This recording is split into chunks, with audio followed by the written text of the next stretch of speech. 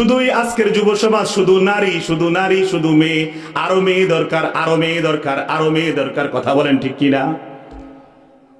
দিনরাত 24 ঘন্টা নারী নিয়ে ভাবে। হাই স্কুলের সামনে গিয়ে দেখেন ছুটির সময় কত ছেলে চুল কাটিং করে টাইট প্যান্ট পরে মেয়ের জন্য দাঁড়ায় থাকে। 2-4টা মেয়ে দেখার পর তার তৃপ্ত হয় না, আরো মেয়ে দরকার, আরো মেয়ে দরকার। মানে হচ্ছে গোটা পৃথিবীর মেয়ে হইলে গিয়েও তার শান্তি হবে না, ঠিক কিনা বলে? বড়ই আফসোস লাগে আজকের যুব সমাজ তার কার্যকলাপের মাধ্যমে বুঝিয়ে দিচ্ছে, আমি আল্লাহকে মানি না, আমি আখিরাত মানি না, আমি পরকাল মানি না, আমার কাজই হচ্ছে যা ইচ্ছা তা করব, যা ইচ্ছা তা করবে। পরকাল নিয়ে তার কোনো ফিকিরি নেই, পরকাল নিয়ে তার কোনো আফসোস নাই। সে এক মোবাইল পাইছে, এটার মধ্যেই ডুবে আছে। বড়ই আফসোস, বড়ই আফসোস। 200 টাকা যদি তাকে দেন, 500 টাকা যদি তাকে দেন, এক প্যাকেট বিরিয়ানি যদি তাকে ধরায়া দেন, এমন নিকৃষ্ট নেতার পিছনে সে স্লোগান দিবে যেই নেতার আখলাক চরিত্র কিচ্ছু ঠিক নাই, তারপরেও সে ওই নেতাকে যেমনেই হোক চাপাতি দিয়া পারক আর রামদা দিয়া পারক, মানুষকে কুপাইয়া পারক, ওই নেতাকে ক্ষমতার চেয়ারে বসাবে, এটাই তার লক্ষ্য উদ্দেশ্য থাকে। কথা বলে, ইসলামের পক্ষে তার স্লোগান নাই, দ্বীনের পক্ষে তার কোনো কাজ নাই, আল্লাহর জন্য তার কোনো স্লোগান নাই। সে সারাক্ষণ দুনিয়া দুনিয়া দুনিয়া দুনিয়া নিয়ে ব্যস্ত, দুনিয়া নিয়ে ব্যস্ত। আল্লাহর হাবিব সাল্লাল্লাহু আলাইহি সাল্লাম এক হাদিসের মধ্যে বলছেন, সুদখোরের জন্য তার জন্য একটা অভিশাপ এটা, সে যদি আপন মায়ের সাথে জিনা করলে যে অপরাধ হইতো, যে নিকৃষ্ট কাজ হইতো, সুদখোর যখন সুদ খায় মনে হয় যেন আপন মায়ের সাথে জিনা করার সমতুল্য অন্যায় করে। বলেন নাউজুবিল্লাহ। সমাজের কোনো মানুষ কি চাইবে নিজের মায়ের সাথে জিনা করার জন্য? এজন্য এত কিছু জানার পরেও যারা সুদ খায়, আল্লাহ রাব্বুল আলামিন তাদেরকে হেদায়েত দান করুক। বলেন আমিন। আমার ভাইয়েরা, বনি আদম এতটা লোভী, এতটা দুনিয়ার প্রতি আকৃষ্ট, আল্লাহ রাসূল এক হাদিস শরীফের মধ্যে বলেন, বনি আদমকে যদি একটা বিশাল বড় পাহাড় পরিমাণ স্বর্ণ দিয়ে দেওয়া হয়, পুরো একটা পাহাড় পরিমাণ স্বর্ণ যদি দিয়ে দেওয়া হয়, এরপরেও বনি আদম তৃপ্ত হয় না, তৃপ্ত হবে না। সে মনে মনে আশা করবে আরেকটা যদি স্বর্ণের পাহাড় পাইতাম তাইলে অনেক ভালো ছিল। এরকম বনি আদমের লোভ শেষ হয় না। আল্লাহর হাবিব বলেন, বনি আদমকে কবরের মধ্যে রাখার পরে, মানুষ যে কবরের মধ্যে মাটিগুলো ফালায় লাশের উপরে, এরকম তার মুখের মধ্যে মাটি পড়া পর্যন্ত তার লোভ কোনোদিন শেষ হবে না। বনি আদমের মুখে কবরের মাটি পড়া পর্যন্ত তার তৃপ্তি শেষ হয় না, ঠিক কিনা বলে? যে ব্যক্তি 10 তলা একটা বাড়ি করতে পারে, সে চায় যেন আরো একটা 10 তলা করতে পারে, তার লোভ শেষ হয় না। 2টা করলে আরো একটা করতে চায়, 3টা করলে 4 নাম্বার বাড়ি করতে চায়। এরপরেও সমাজের যারা গরিব অসহায় মানুষ আছে তাদেরকে 10টা টাকা দান করতে বলে সে বলে আমার কাছে টাকা নাই, ঠিক কিনা? শুধু চাই, শুধু চাই, শুধু চাই, শুধু চাই। একটা ফোঁটা আল্লাহর ভয় নাই, একদিন ঠিক মতন নামাজ নাই, একটা দিন ঠিক মতন ফজরের নামাজটা পড়ে না, শুধু তার টাকা টাকা টাকা টাকা টাকা, শুধু সম্পদ দরকার। কারণ কি জানেন? কারণ সে আখিরাত ভুলে গেছে, সে পরকাল ভুলে গেছে, সে আখিরাত বিশ্বাস করে না, সে আল্লাহকে বিশ্বাস করে না। যদি আল্লাহকে বিশ্বাস করত, সে দুনিয়ার জন্য এতটা পাগল হইতো না। আমার ভাই দেখেন, আজকে বড়ই আফসোস, এই যে দিক দিয়ে যখন মাগরিবের নামাজ পড়ার জন্য আমি এবং আমার দেলোয়ার ভাই আমরা একসাথে আসতেছিলাম, এই যে দোকানদাররা দোকান দিছে, আজান হইতেছে, কতগুলো মানুষ, নারী পুরুষ ছেলে মেয়ে পুরা ভরপুর, আজান হচ্ছে, আজান আল্লাহ তাআলার পক্ষ থেকে ডাকা হচ্ছে, হাইয়ালাস সালাহ, এসো নামাজের দিকে, হাইয়ালাল ফালাহ, এসো কল্যাণের দিকে। পুরাই বিদ্যাঙ্গুলি আল্লাহকে, লাগবে না তোমার কল্যাণ, লাগবে না তোমার নামাজ, আমাদের টাকা দরকার, আমাদের ব্যবসা দরকার, আমাদের ক্রয় দরকার, আমাদের বিক্রয় দরকার। এক ভাই তো আমাদেরকে ডাকতেছিল, কি লাগবে আসেন, আর আমি উল্টা উনাকে বলে দিলাম আপনার কিছু লাগবে না, আপনি নামাজে আসেন। এখন আজকে মাগরিবের নামাজ। বড়ই আফসোস আমাদের, বড়ই আফসোস আমাদের জন্য। কেন ভূমিকম্প কয়দিন পরে পরে লাড়া দিতেছে, সরাসরি আল্লাহ তাআলা সতর্ক করতেছে। একটা দোকানদার নামাজ পড়লো না, বাকি জনগণকেও নামাজ না পড়াই আটকায় রাখলো। আসর কোথায় তাদের, মাগরিব কোথায় তাদের, এশা কোথায় তাদের? আল্লাহর কাছে কি নামাজের হিসাব দিতে হবে না? তাদের নামাজ কোথায়? কে পড়বে তাদের নামাজ? স্পষ্ট এটাই বোঝা গেল ওই যে আয়াতের শুরু দিয়ে বললাম, ইয়া আইয়ুহাল্লাযীনা আমানুত্তাকুল্লাহ, ও ঈমানদারগণ বান্দারা তোমরা আল্লাহকে ভয় করো। তারা যেন এটাই বুঝাই দিল আমরা আল্লাহকে ভয় করি না, ঠিক কি না? যদি আল্লাহকে ভয় করতো তাহলে আল্লাহ রাব্বুল আলামিন কিয়ামতের দিন সর্বপ্রথম নামাজের হিসাব নিবে। এই ভয়ের সাথে সাথে সব কিছু বন্ধ করে, লেনদেন বেচা কেনা বন্ধ করে নামাজে চলে আসতো, ঠিক কিনা বলে? আজকে দেখবেন যদি সমাজের মধ্যে একটা গানের অনুষ্ঠান হইতো, আউল বাউলের কোন অনুষ্ঠান হইতো, কোন ভণ্ড অনুষ্ঠান হইতো, কোন উরুস হইতো, কোন নাচ গান হইতো, কোন নর্তকী আসতো, কোন পালা গান হইতো, মানুষ জায়গা দেওয়া যাইতো না। কথা বলে ঠিক কিনা? আজকে আফসোস, কোরআনের মজলিস, দ্বীনের মজলিস, এটা ভালো লাগে না। হৃদয়টা এমন কালো হয়েছে, আল্লাহর কোনো ভালো কাজ ভালো লাগে না। নিজের মন যা চায় মানুষ তাই করতেছে, মানুষ তাই করতেছে।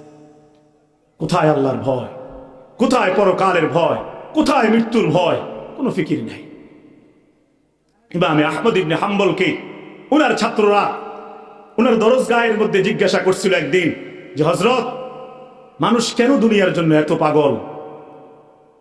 মানুষ জানে তার একদিন মৃত্যু হয়ে যাবে, আখিরাতের জীবন কত লম্বা, তারপরেও মানুষ দুনিয়ায় খালি সাজায়। তারপরেও মানুষ মৃত্যু যে হবে, পরকালে যে চলে যেতে হবে, এটা ভাবে না কেন? ইমামে আহমদ ইবনে হাম্বল বলছিলেন, জবাব দিছিলেন, দেখো, মানুষের অভ্যাস হচ্ছে মানুষ যা নগদ পায়, মানুষ যেটা রেডি পায়, সুযোগ সুবিধা যেটা পেয়ে যায়, মানুষ এটা ছেড়ে যেটা পাবে না, যেটা কি হবে না হবে জানে না, ওই জগতে যেতে চায় না।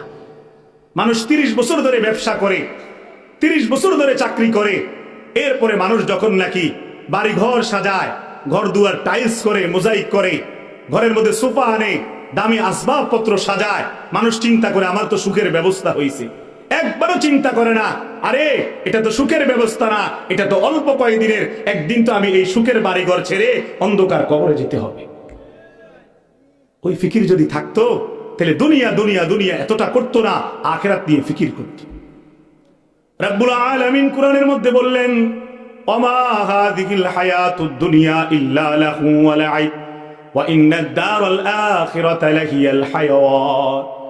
আল্লাহ বলেন, দুনিয়া তো এটা কিছুই না, এটা একটা খেল তামাশার জায়গা, এটা আজ আছে কাল নাই। অথচ আখিরাতের জীবন হচ্ছে তোমাদের জন্য আসল জীবন। তোমরা আখিরাতের জিন্দেগি সাজাও, তোমাদের নামাজ ঠিক করো, ইবাদত ঠিক করো, তোমাদের জবানটা জিকিরের মধ্যে সাজায় রাখো, দুরুদের মধ্যে সাজায় রাখো, তোমাদের দেহটাকে ইসলাম মতো সাজাও।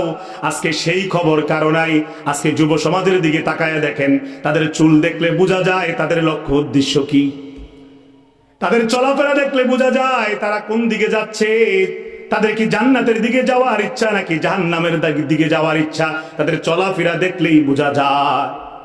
এক মোবাইল পাইছে, সকাল থেকে নিয়ে রাত পর্যন্ত শুধু মোবাইল টিপে, আবার রাত থেকে নিয়ে সকাল পর্যন্ত যতক্ষণ চোখে ঘুম না ধরে শুধু মোবাইল, শুধু মোবাইল, ঠিক কিনা বলে? আমার মুরব্বী চাচারা, কল্পনা করতে পারবেন না আপনি আপনার পুরা হায়াতে এই চোখ দিয়ে যতগুলো গুনাহ করছেন, এক রাতে আজকের যুব সমাজ এর চেয়ে বেশি ভয়ঙ্কর গুনাহ করে ফেলে, ঠিক কিনা বলেন? একটাবার অনুভূতি হয় না, আমাকে যে আল্লাহ তাআলা যৌবনটা দিল, আমাকে যে হায়াতটা দিল, বাইরের মাইকটা কি বন্ধ করে দিব, বাইরে টফ করে দিন, ভিতরেরটা শুরু থাকে। বলছিল 7টা 5 পর্যন্ত বয়ান করতে।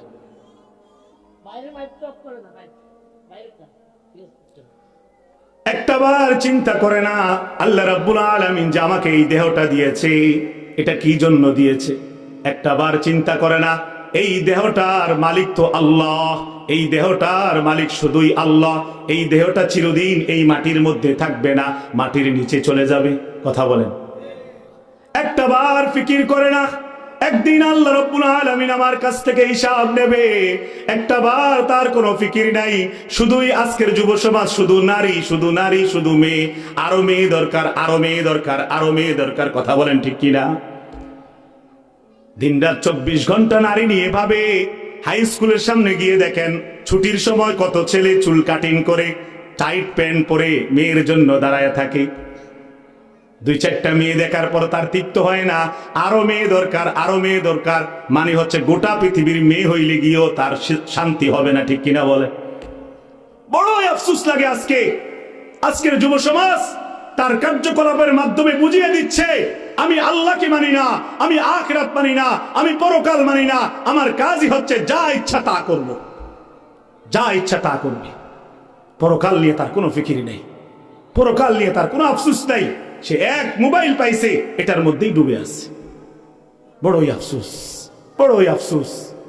200 টাকা যদি তাকে দেন, 500 টাকা যদি তাকে দেন, এক প্যাকেট বিরিয়ানি যদি তাকে ধরায়া দেন, এমন নিকৃষ্ট নেতার পিছনে সে স্লোগান দিবে যেই নেতার আখলাক চরিত্র কিচ্ছু ঠিক নাই, তারপরেও সে ওই নেতাকে যেমনেই হোক চাপাতি দিয়া পারক আর রামদা দিয়া পারক, মানুষকে কুপাইয়া পারক, ওই নেতাকে ক্ষমতার চেয়ারে বসাবে, এটাই তার লক্ষ্য উদ্দেশ্য থাকে। কথা বলে, ইসলামের পক্ষে তার স্লোগান নাই, দ্বীনের পক্ষে তার কোনো কাজ নাই, আল্লাহর জন্য তার কোনো স্লোগান নাই।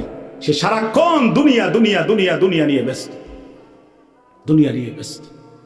আমার ভাই, এভাবেই যদি চলতে থাকে একদিন তো হায়াত শেষ হয়ে যাবে, সেদিন কি জবাব দিবে? আজকে কত বছর হয়ে গেছে, কত যুবক দেখেন একটা দিন পর্যন্ত ফজরের নামাজ পড়ে না, একটা দিন ফজরের নামাজ পড়ে না। মসজিদগুলো মনে হয় যেন একেবারে কান্না করে, মুসল্লিহীন। ফজরের সময় ইমাম মুয়াজ্জিন ছাড়া, 2-4 জন লোক ছাড়া কাউকে খুঁজে পাওয়া যায় না। অথচ আমার ভাই, আল্লাহর হাবিব সাল্লাল্লাহু আলাইহি সাল্লাম যখন ইন্তেকাল করছেন, যেদিন 12ই রবিউল আউয়াল সোমবার, তার আগে দিয়ে আল্লাহ রাসূল প্রায় 18 দিন অসুস্থতার কারণে জামাতে যাইতে পারে নাই। 23 ওয়াক্ত নামাজ নবীজি জামাতে পড়তে পারে নাই। শেষ যেদিন 12ই রবিউল আউয়াল সোমবার দিন ভোরবেলা ফজরের আগে আল্লাহ রাসূল যেদিন ইন্তেকাল করবেন জোহরের আগে, ওই দিন সোমবার ভোরবেলা আল্লাহর হাবিব সাল্লাল্লাহু আলাইহি সাল্লাম সাহাবায়ে কেরামকে দেখতে মন চাইছে যে আমার সাহাবারা সবাই মসজিদ নববীর মধ্যে ফজরের নামাজ পড়তে আসছে কিনা। আমার ভাইয়েরা, খেয়াল করে শুনেন, আল্লাহর হাবিব সাল্লাল্লাহু আলাইহি সাল্লাম বিছানার মধ্যে শুয়ে আছেন, দুর্বল অবস্থায় কাতরাইতেছেন। এমতো অবস্থায় আল্লাহ রাসূলের মন চাইছে সাহাবায়ে কেরামকে একটু দেখবেন। নবীজির যে রওজা মুবারক, এটার সাথেই কিন্তু মসজিদ নববী, আর এই রওজাটা ছিল হযরত আয়েশা রাদিয়াল্লাহু তাআলা আনহার ঘর, ছোট্ট একটা কামরা, হুজরা। আল্লাহর হাবিব সাল্লাল্লাহু আলাইহি সাল্লাম হযরত আয়েশা রাদিয়াল্লাহু তাআলা আনহাকে বললেন, ও আয়েশা, আমাকে একটু ধরে জানালার পাশে নিয়ে যাও। হযরত আয়েশা রাদিয়াল্লাহু তাআলা আনহা নবীজিকে ধরে জানালার এক পাশে নিয়ে গেলেন। নবীজি এরকম জানালার সাথে হেলান দিলেন। নবীজি বললেন, এ আয়েশা, জানালার পর্দাটা একটু সরাও। জানালার পর্দা যখন সরানো হলো, আল্লাহর হাবিব সাল্লাল্লাহু আলাইহি সাল্লাম জানালা দিয়ে দেখলেন ওই মসজিদ নববীর মিম্বরের মধ্যে হযরত আবু বকর সিদ্দিক ইমামতি করতেছে। সমস্ত সাহাবায়ে কেরাম মসজিদের মধ্যে ভরপুর অবস্থায়, পুরাটা মসজিদে ভরপুর অবস্থায় সাহাবায়ে কেরাম ফজরের নামাজ জামাতের সাথে একসাথে আদায় করতেছে। আল্লাহর হাবিব সাল্লাল্লাহু আলাইহি সাল্লাম তখন আয়েশাকে বললেন, আয়েশা, পর্দা সরাইয়া দাও, পর্দা লাগাইয়া দাও, আমাকে শোয়াইয়া দাও। আয়েশা, আল্লাহর কসম করে বলি, আমি যে 13টা বছর মক্কার মধ্যে কষ্ট সহ্য করেছি, আমি যে মক্কার মধ্যে মানুষের কাছ থেকে কত রকমের দুর্ব্যবহার সহ্য করেছি, আমাকে লোকেরা পাগল বলেছে, গণক বলেছে। আমি যখন নামাজের সেজদায় গেছি, আবু জেহেল উটের নারী বুড়ি, পচা নারী বুড়ি আমার ঘাড়ের মধ্যে চাপাইয়া দিয়েছে, আমার গলার মধ্যে গামছা বান্ধা টান্না টান্না ঘুরাইছে, আমার গলার মধ্যে রশির দাগ পড়ে গেছিল। আরে আয়েশা, শুনে নাও, আমার এত কষ্ট আজকে সব ভুলে যাব আমি ইনশাআল্লাহ। ও আয়েশা, আমি যে তায়েফের ময়দানে গেছিলাম, একটা মাস পর্যন্ত তায়েফের বাচ্চারা আমাকে পাথর মেরে মেরে রক্তাক্ত করছে, আমি আজকে সেই কষ্ট ভুলে যাব। আয়েশা, আমি যে উহুদের ময়দানে দান শহীদ করছিলাম, 2টা দাঁত শহীদ হয়েছে, আমার মাথার মধ্যে যে খঞ্জরের আঘাত লাগছে, বর্ষার আঘাত লাগছে, আমার যে মাথার থেকে রক্ত বের হয়েছে। ও আয়েশা, আমার ঘরে যে 3 মাস পর্যন্ত চুলা জ্বলে নাই, আমি এত কষ্ট করছি। আমি খন্দকের যুদ্ধের সময় পেটের মধ্যে 2টা পাথর বাঁধছিলাম খিদার কষ্টের কারণে। ও আয়েশা, আজকে আমার কোনো কষ্ট নাই, কোনো কষ্ট নাই। আমি যখন জানালা দিয়ে দেখলাম যেই নামাজের জন্য আমি এত কষ্ট করে গেলাম, আমার সাহাবারা ভরপুর অবস্থায় মসজিদ নববীর মধ্যে নামাজ পড়তেছে, আজকে আমি সমস্ত কষ্টগুলো একেবারেই ভুলে গেলাম।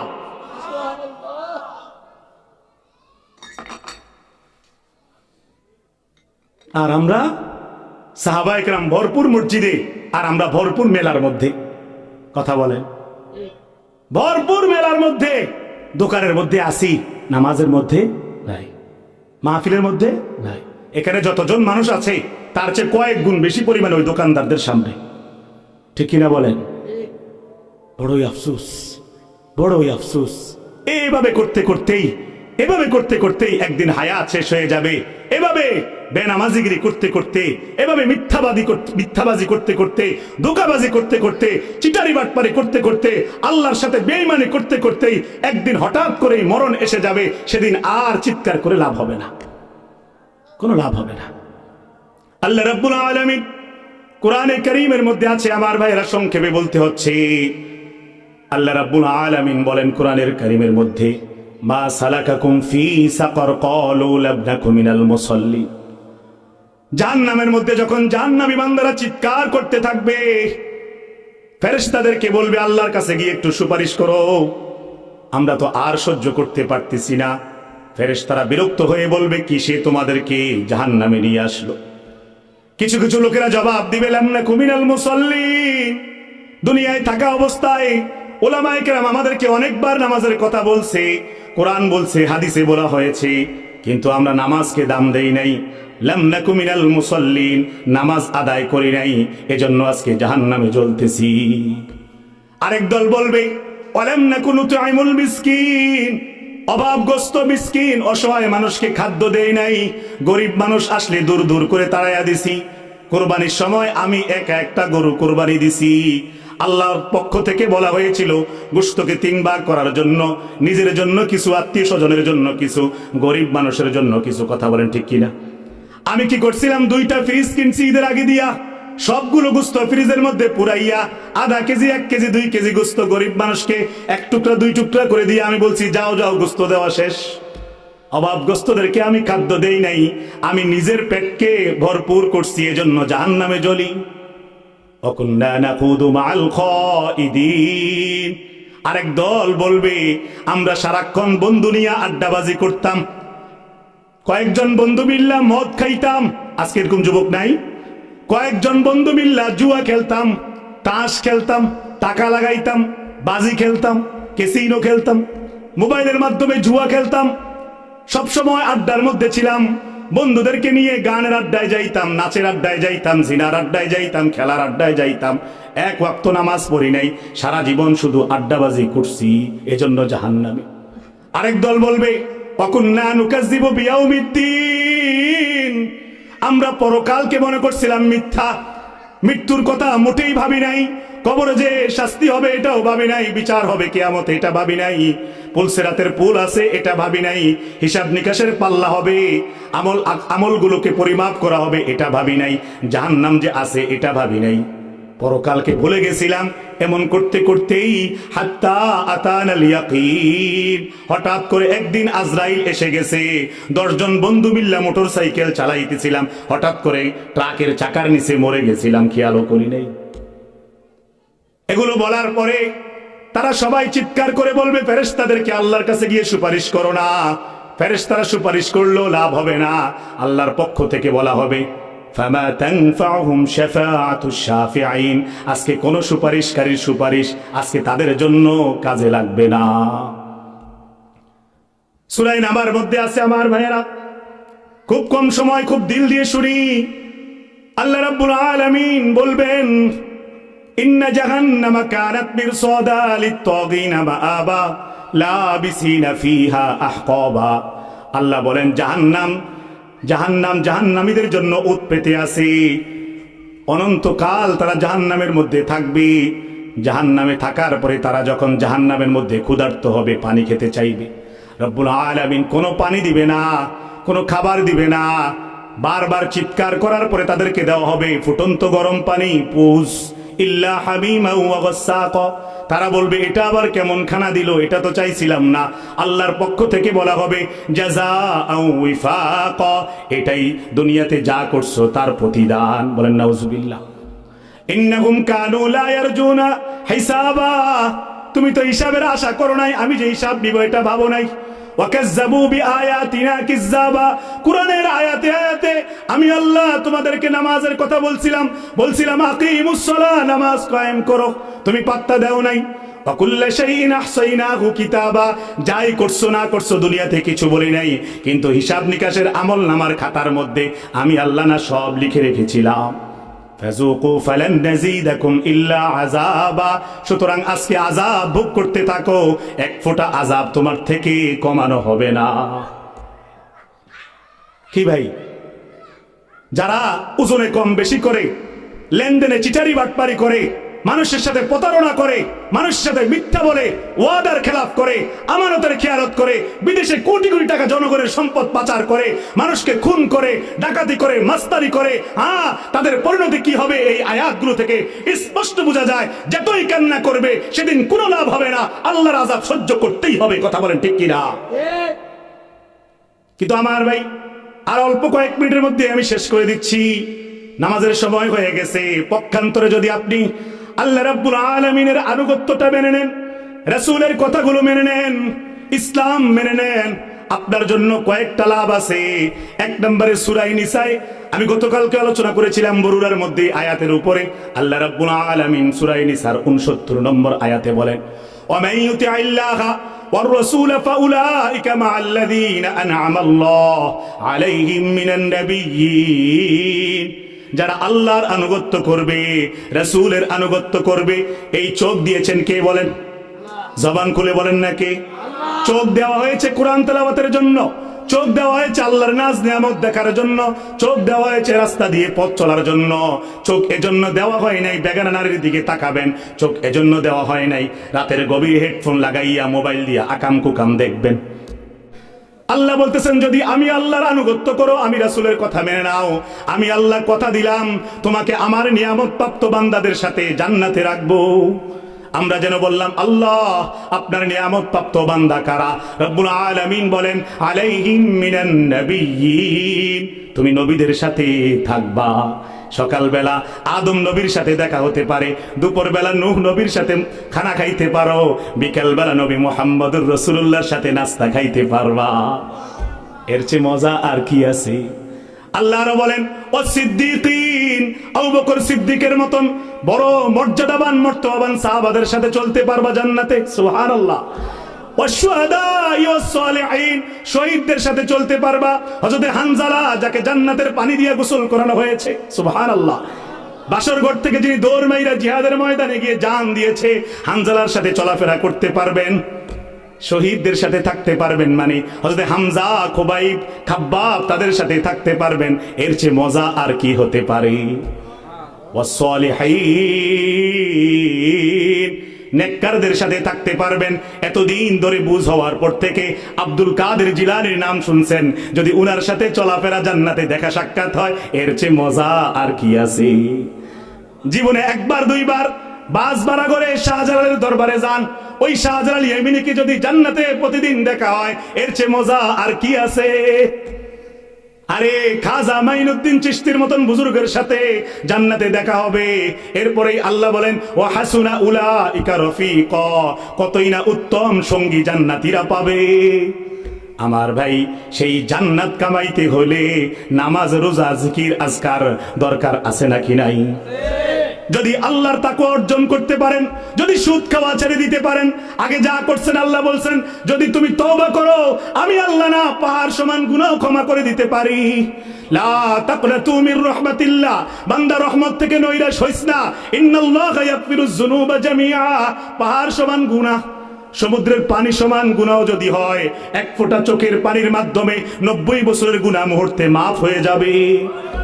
সুতরাং তওবা করে সুদ খাওয়া ছেড়ে দেন, ঘুষ খাওয়া ছেড়ে দেন, মিথ্যা বলা ছেড়ে দেন, ব্যবসায়ীরা ওজনে কম বেশি করা ছেড়ে দেন, লেনদেনে ধোঁকাবাজি ছেড়ে দেন, বেনামাজিগিরি ছেড়ে দেন, মহিলারা বেপরদাগিরি ছেড়ে দেন। ইনশাআল্লাহ আল্লাহ তাআলা আপনাকে তাকওয়াবান বানাইয়াই দিবে। আমার ভাই, আর 2-3 মিনিট আমি শেষ করে দিতেছি।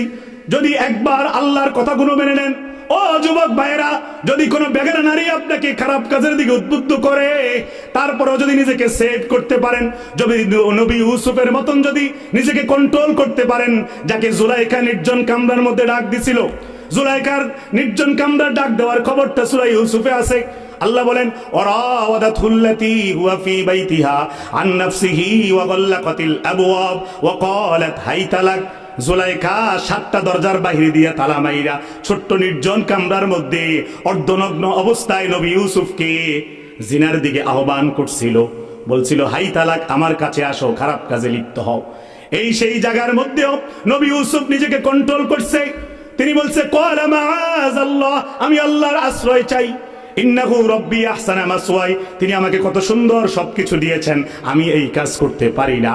ইন্নাহু লা ইউফলিহুজ জালিমুন, আমি যদি এগুলো করি আমি জালেম হয়ে যাব, আমি নফসের উপর জুলুম করে ফেলবো। এই কথা চিন্তা করে নবী ইউসুফ উল্টা দিকে দৌড় দিছে, সমস্ত দরজার তালাগুলো ভেঙে পড়ছে। আল্লাহ তাআলা নবী ইউসুফকে জিনা থেকে বাঁচাইছে। ও যুবক ভাইয়েরা, আজকে যদি তুমি নবী ইউসুফের মতন যদি তোমার চরিত্রটাকে ঠিক করতে পারো, জিনা ব্যভিচার থেকে যদি দূরে থাকো, প্রেম ভালোবাসার নামে অবৈধ কাজ থেকে যদি দূরে থাকো, যারা বিবাহ করছেন পরকীয়ার মতন এত নিকৃষ্ট কাজ থেকে যদি নিজেকে বিরত রাখতে পারেন, যদি কারো সাথে কারো সম্পর্ক থাকে, যদি ব্লক দিতে পারেন, যদি সবাইকে ছেড়ে দিতে পারেন, আল্লাহর কসম করে বলতে পারি আপনি সফল হয়ে যাবেন, সফল হয়ে যাবেন। ইন্নাল মুত্তাকিনা মাফাজা, ওই সূরা নাবার মধ্যে আল্লাহ বলছেন যারা তাকওয়া অর্জন করবে, যারা আমি আল্লাহকে ভয় করে সমস্ত গুনাহ ছেড়ে দিবে, তারা সফল কাম হবে। আর সফল কামের ঠিকানা একমাত্র জান্নাতুল ফিরদাউস। হাদাইকা ওয়া আনাবা, সেখানে তারা আঙ্গুরের বাগান, কত রকমের ফল তারা পাবে, সেখানে তারা সমবয়স্কা হুর পাবে, সেখানে তারা গেলমান পাবে, সেখানে তারা খাদেম পাবে, জান্নাতের শরাব পাবে। আল্লাহ রাব্বুল আলামিন বলেন ওয়া কাসান দিহাকা, এরপরে আল্লাহ বলছেন সর্বশেষ এখানে জাযাআম মির রাব্বিকা আতাআন হিসাবা, সেখানে তাকে তার কর্মের জাযা দেওয়া হবে। আমার ভাইরা, এজন্য মৃত্যু যে কোনো সময় হয়ে যাবে। আপনার মৃত্যু শেষ বয়সে হবে এর কোনো গ্যারান্টি নাই। আপনার দাদা যতদিন বয়সে মরছে আপনিও ততদিন হায়াত পাবেন, এর কোনো গ্যারান্টি নাই। যে কোনো সময় মরণ আসতে পারে, ঠিক কিনা বলেন? যে কোনো সময় মরণ আসবে। সুম্মা ইলাইনা তুরজাউন, অবশ্যই একদিন না একদিন আপনাকে ফিরতেই হবে, সেদিন আর লাভ হবে না, সেদিন আর লাভ হবে না। নবী দাউদকে যখন, আমি শেষ করে দিচ্ছি 1 মিনিটে, নবী দাউদকে যখন আজরাইল জান কবজ করতে আসছে, নবী দাউদ বলছিল আমাকে একটু সময় দাও, একটু সময় দাও, আমাকে একটু সময় দাও, এখনো তো আমার প্রস্তুতি হয় নাই। নবী দাউদকে আজরাইল জবাব দিছিল কেন সময় হয় নাই, আপনি কি কাউকে মরতে দেখেন নাই?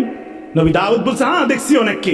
আজরাইল পাল্টা প্রশ্ন করছে আপনি কি আপনার হাত দিয়ে কাউকে কবর দেন নাই, মাটি ছাড়েন নাই কবরে? হ্যাঁ দিছি।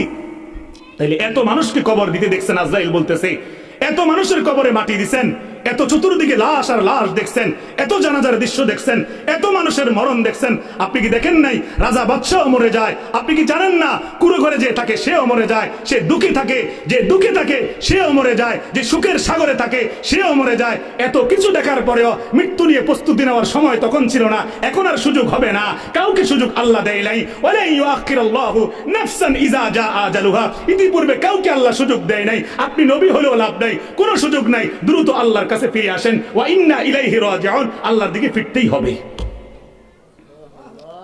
কথা বুঝছেন? এজন্য সময় থাকতে সিদ্ধান্ত নেন, বলেন ইনশাআল্লাহ গুনাহ ছেড়ে দিব, বলেন ইনশাআল্লাহ। হাত তোলেন, বলেন 5 ওয়াক্ত নামাজ আদায় করব, বলেন ইনশাআল্লাহ। যাবতীয় গুনাহ ছেড়ে দেওয়ার সিদ্ধান্ত নেন, বলেন ইনশাআল্লাহ। আল্লাহ তৌফিক দান করুন, আল্লাহ তৌফিক দান করুন। আল্লাহ তাআলা আজকের মাহফিলকে কবুল করুন, বলেন না আমিন। এই মাদ্রাসাখানাকে আল্লাহ তাআলা কিয়ামত পর্যন্ত কবুল করুন, বলেন আমিন। এই মাহফিলের জন্য